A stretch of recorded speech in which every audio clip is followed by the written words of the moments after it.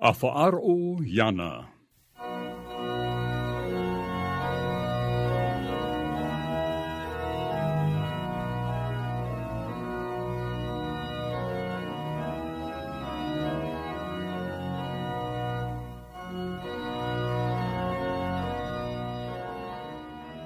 Te titao maru atu nei, te autahe no te metia, o Yehoe la communauté du Christ.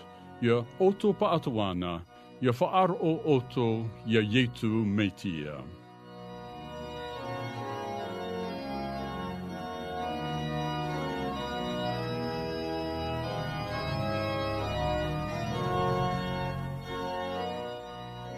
E hapir ate ye no te ira au te evaneria a yetu metia.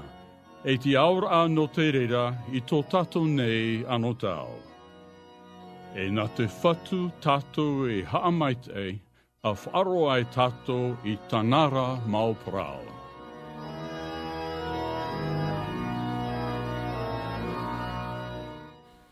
Notre message du jour sera offert par notre sœur Eugénie Lacour. La thématique est tout simplement plus de faim et plus de soif. L'Apocalypse de Jean dépeint en effet la fin des temps. Le livre de l'Apocalypse s'appelle la littérature apocalyptique. Ce style d'écriture traite des fins et des débuts. L'image des révélations de Jean est vide. La nature de l'écriture apocalyptique est symbolique. Il utilise des images, des symboles, des figures significatives et des événements pour dépeindre des pouvoirs spirituels qui touchent les cœurs et remodèlent le monde. La Bible n'est pas le seul livre qui contient la littérature apocalyptique, mais vous pouvez voir pourquoi cet écrit est inclus dans les grandes églises du monde. Considérez le livre de l'Apocalypse comme des récits de Jean le disciple, le bien-aimé de Jésus-Christ. Les récits s'adressent aux premiers chrétiens. Contrairement à ce que suggèrent les évangiles, ce sont les premiers croyants en Jésus qui souffrent de la persécution. Les visions apocalyptiques de Jean donne un message d'espoir aux premiers croyants que la persécution et la souffrance prendront fin. Contre toute évidence, Jean dit que le Dieu révélé en Jésus est le vrai Dieu. Et à la fin, Dieu et l'agneau triomphent. Une communauté diversifiée et exclusive qui continue à perdurer et qui voit le règne de Dieu s'accomplir. Cette écriture se distingue comme une parenthèse au milieu de l'ouverture des 7 sceaux. Le passage commence par une vue à vol d'oiseau d'une grande multitude, si grande que personne ne pourrait la compter. C'est un rassemblement de toutes les nations, de toutes les tribus, de tous les peuples et de toutes les langues, debout devant le trône de Dieu et l'agneau. Quel est le message de notre écriture? Tout simplement, Dieu et l'agneau sont le Seigneur de tous. La foule est vêtue de blanc avec des branches de palmier dans les mains du peuple. L'image de la multitude avec des palmes peut être destinée à rappeler aux lecteurs juifs la fête des tabernacles, où elle reflète l'entrée triomphale de Jésus à Jérusalem. La foule est représentée par des anges, des anciens et les forces de la nature dépeintes comme des créatures mythiques.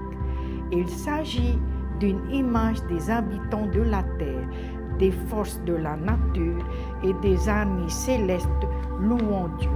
Les robes blanches symbolisent la purification et la rédemption dans une culture qui utilise le lavage rituel pour purifier les gens du péché et du malheur.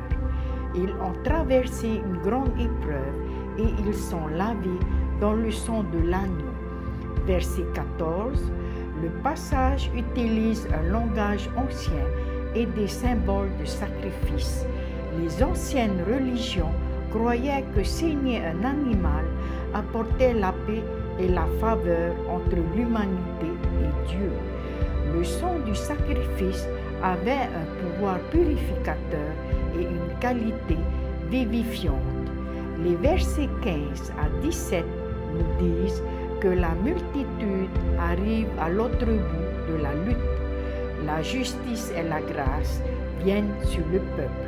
Rappelant la nourriture de Jésus aux 4000 et 5000 personnes, ils n'ont plus faim. Accomplir la promesse que Jésus donne à ceux qui boivent l'eau qu'il donne, ils n'ont plus soif. Dans un renversement des rôles, l'agneau est leur berger et ils sont les brebis amenées saines et sauves à travers les dangers et les prédateurs de la vie. C'est une image prophétique de la rédemption de Dieu, de ceux qui font confiance à l'agneau et au triomphe de Dieu sur le monde à travers lui. Amen.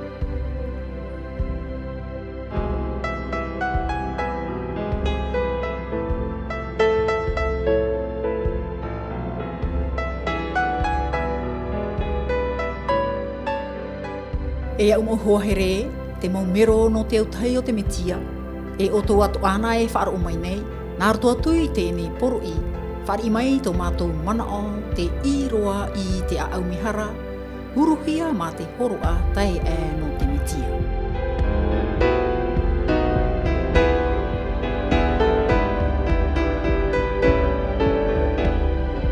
Te hinaro ni mātou, e riro te i te meno oto, no te whaatupura a, te hoe area ti aituru, te oa, te hau e te here, i te oa o Yetu Mitia.